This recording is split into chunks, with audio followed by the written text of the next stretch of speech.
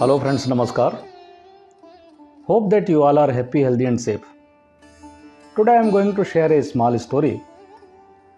Once a marine biologist during the research experiment placed a shark into a large holding tank and subsequently he released several small fish into the tank. The shark quickly swam, attacked and ate the smaller fish. Then the marine biologist inserted a strong fiberglass divider to create two separate partitions in the tank. On one part, he put the shark and a small fish on another. The shark again attacked, but this time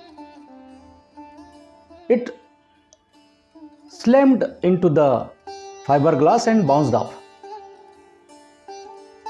This experiment was repeated several times over the next few weeks, and the marine biologist observed that each time the shark got less aggressive and made fewer attempts to attack on the small fish.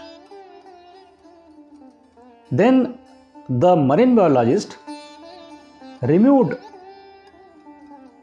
the fiberglass divider, and surprisingly he observed that shark did not attack because it was trained to believe the barrier existed between it and the small fish.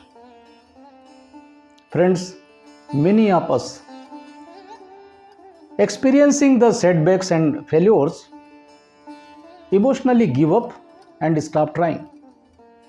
Moreover, we see the barrier even it is not existed in real sense between where we are and where we want to go. So the psychologist and sociologist both say that repeated setbacks and failures shape our destiny and create the negative impact on our subconscious mind. So the research and various studies suggest to adopt 3-point strategy to overcome such challenges. Number 1, draw the conclusion only after examining, observing the things comprehensively and scientifically.